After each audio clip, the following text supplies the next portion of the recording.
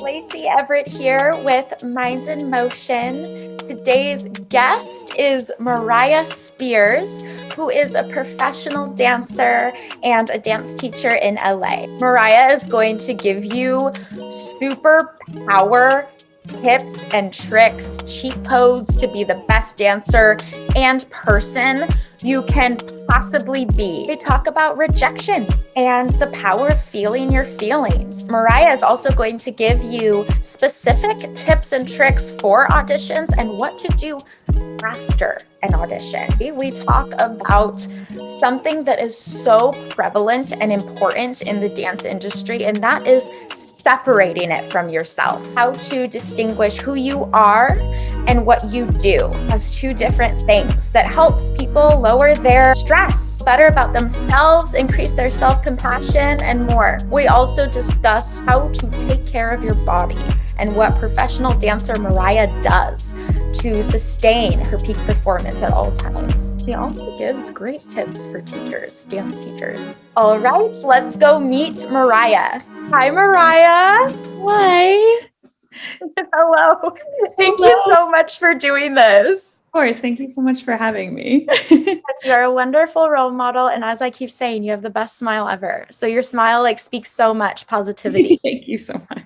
And talking about how to not make your sport like your defining trait and your full identity. And I thought that was so healthy-minded of you to just even know that. And I thought you could speak on that. Well, especially with sports, with dance, with things that you're using your physical body as your medium, it's so easy. I mean, we get injured. We have to be out for a little bit because our body is telling us no. And if we don't listen, we end up getting more injured.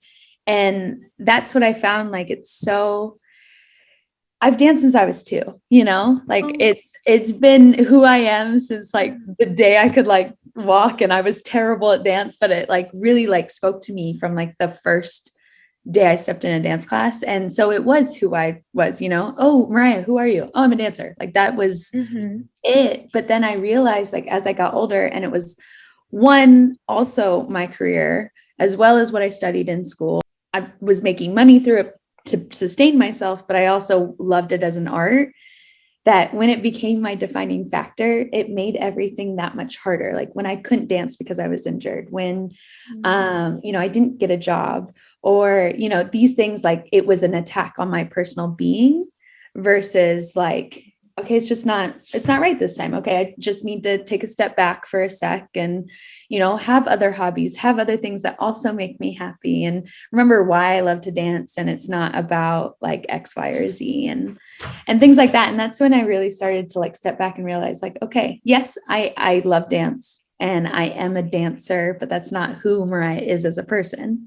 You know what I mean? And I found, okay, what else do I like? Finding other hobbies too, so that I wasn't always just dancing, and other ways of I like to play with my dog. I like to come home and read, and you know what I mean? Things like that also make me up as a human being instead of just dance. So that when I got injured, when I didn't get a job, it didn't tear me apart. And I didn't have to put myself back together every single time. So that was a huge learning curve. And it's still a learning curve, and it never stops because you constantly have to remember, I'm getting older. My body isn't as limber and as, as easy to do things as it used to be. And it is still a learning curve, but understanding that I'm so much more than my art, and my art isn't defined by my ability to keep dancing if I get injured and things like that. So that is beautifully said. That is beautifully said. Please, I hope everyone is really listening to this, because this is really beautifully said.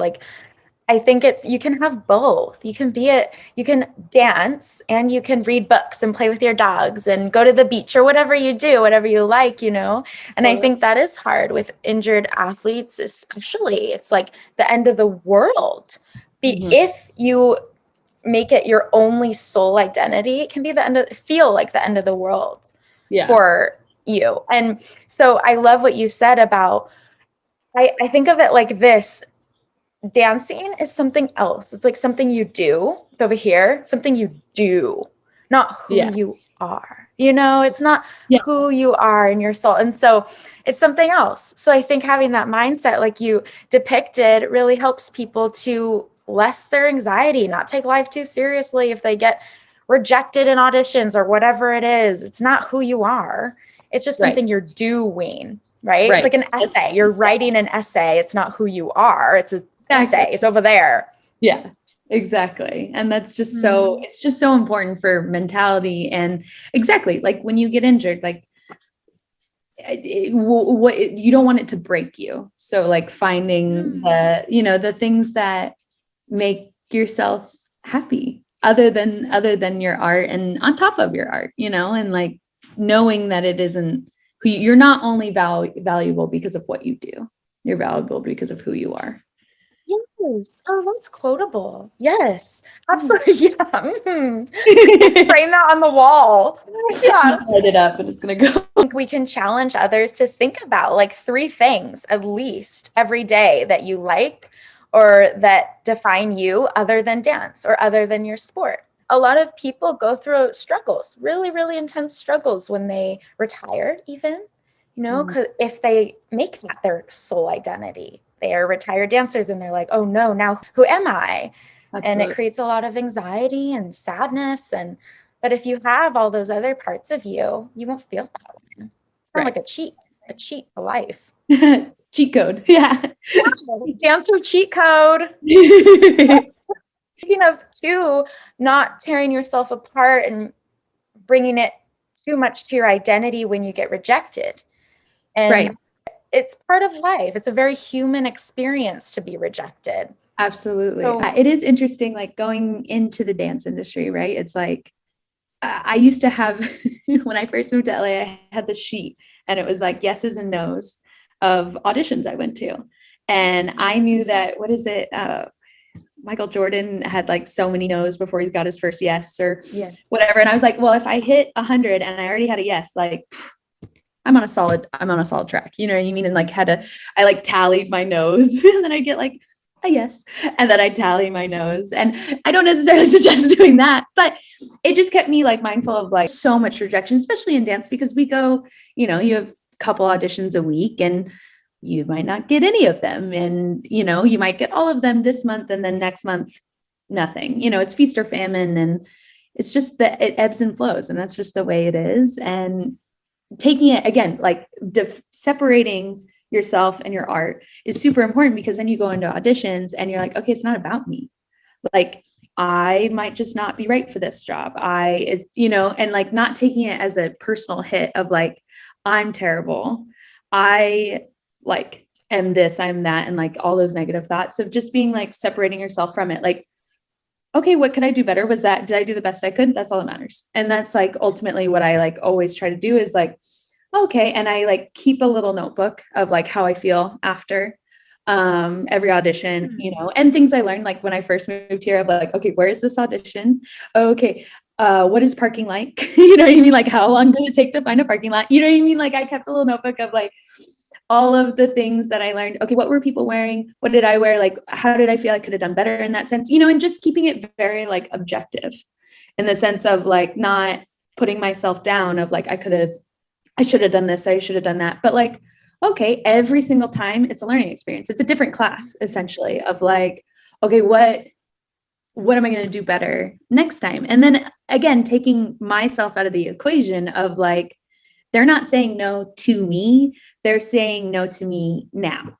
You know what I mean? Exactly. They're saying no. They've never even met you. They've never even met you. They've just and they're not saying no to Mariah as a human being. You know what I mean? I like, maybe I'm too short. Like it has probably nothing to do with you. You always gotta have to like try your best. But at the end of the day, if you did your best, what else could you have done? Mm-hmm. And just learn it. Yeah. And again, yeah, exactly. And that separation really does help. Like that was the major key to that was like, it's not me. You know what I mean? Like, it's not Mariah Spears that they're saying no to. It's like the girl that walked in that day, like just wasn't right for that job.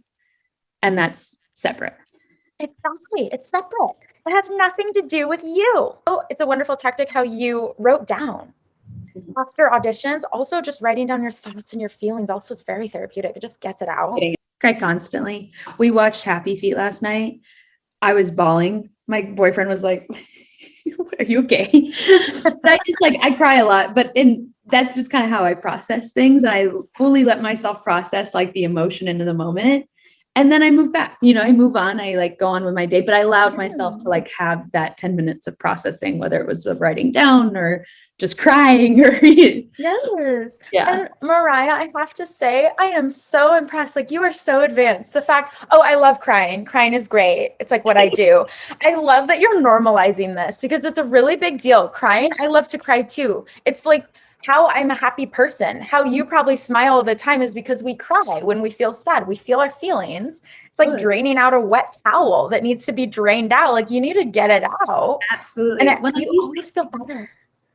Totally. When I used to associate it, the fact that I cried so much with me being weak, because I feel like that was very much like an ingrained mentality, societal mentality thing. And it was like, I mean, again, this all happened like very recently, but it's like, no. Like that's a superpower. That's awesome. Like that I can feel so much, like I have that capacity. So yeah. Absolutely. It is a superpower. I would love to switch the mindsets right now of just everyone in society to that way. But I feel that we're slowly getting there, which is really nice. I feel like it's happening, which is fantastic, but everything's a slow process, but you just gotta keep going for it. I know. If only it was a real superpower and it just switched on. Like, oh, I'm feeling my feelings now. But yes, it is a superpower, 100%. Because after you feel your feelings and let yourself feel sadness from being rejected or whatever it is, you feel so much better afterwards because you're not repressing emotions like a bottle cap with it on, and all your emotions are just stuck in there and then it explodes. And rejection is not easy no matter how many times you face it, but it's been a cool learning process of like how to deal with it, how I need to deal with it personally, and what works best for me. My dog just hit her head. Sorry. She's fine. She just like she's really passionate about this topic. She's just really passionate. She's feeling her feelings. She is. Awesome. Mariah, this is wonderful. So feel your feelings, keys to being the best dancer ever and best person, most fulfilled person. Feel your feelings and normalize it with yourself. It's a very human experience to feel your feelings. You can't walk it off like a light switch. I love taking class. Like I loved school. Like that was like where I thrived. I was like, I still take online classes to this day because I love learning so much, which is so fun. So for me, that mentality of like, okay, this is just another chance and opportunity to learn about myself, learn about this choreographer, like who is the choreographer for this? Okay, I get to learn them and what they like and what they don't like, and making everything more about the learning process than about the booking process. And that just like helped a lot. I bet you book more because of it. Sometimes when you're so anxious, it gets in the way of your performance. It's exhausting to be so worried all the time and anxious about booking the job. It comes back to that like abundant mindset of like, when you feel in lack, you end up being in lack because you're not allowing for those opportunities to come. And I think that's the same thing, you kind of close yourself off and then you don't perform as well because you're anxious or, these things where if you're like, what's going to come to me is going to come to me and I am ready to receive all of that stuff. And it's like, I'm going to just take it as who I am today. I'm going to step into the room. I'm just going to be who I am today. And they're going to either accept it or they're going to maybe want it at a different time. And that's okay.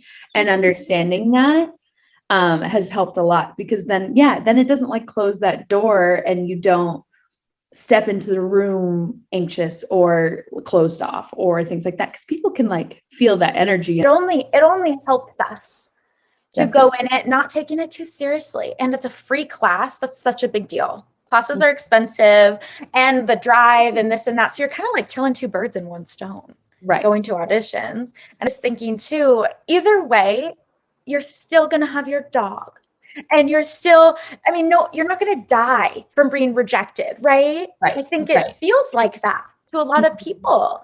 but it's no, you still have your life, you still have your smile, you still have things that you enjoy. Right. It's not a defining moment. Last question I wanted to ask, how do you take care of your body? Because you're the pro, Mariah, and you have a really advanced mindset with how to go about auditions. So I really want to hear how you take care of your body so you can perform your best. Well, I mean, obviously, like super, super important. I just recently actually, so my partner is used to do bodybuilding and like is an amazing cook. And I'm so, so lucky because I can't cook. And I did not eat healthy until like 3 years ago. Like I was like, I love cheese. I love ice cream. Yeah. And not that like, and it was a really cool way that I started to be introduced into eating healthy. One, again, fantastic cook. So like made Brussels sprouts taste amazing. And before I was like, Brussels sprouts? That's a superpower. Right? Thai chili Brussels sprouts. Highly recommend. I'll send you the recipe. It's awesome.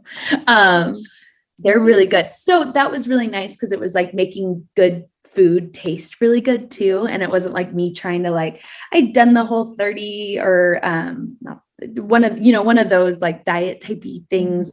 It just doesn't like, I'm like, oh, all I crave is chocolate. All I crave is these things. And like understanding that everything's just about proportion or like, you know what I mean? Like not getting rid of things, but just like moderation and like not taking things away that make you happy, because again, that's important. Yes, thank you for saying this. Thank you so much for saying this, because I feel like a lot of dancers really think about those 30-day green juice, whatever challenges.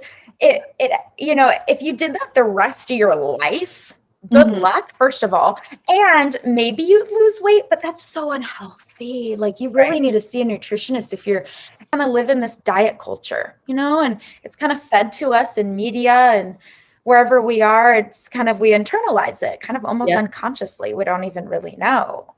We're going to be like looking to those 30-day food tips and all of these things, of course, because it's kind of what our diet culture is that we live in. And it's interesting because I found too, like once I start just eating in moderation, like, yeah, eat the chocolate. Don't eat like 50 pounds of chocolate, but yeah, eat the chocolate. Once you start eating in moderation, getting all the nutrients you need to, you're fine. You don't gain weight. Well, You're that was the issue is I was like, okay, during the week, I'm going to be like super, super healthy. I also like did it totally wrong. I like had butter and my friend was like, you're not supposed to be eating dairy. And I was like, oh, I messed up.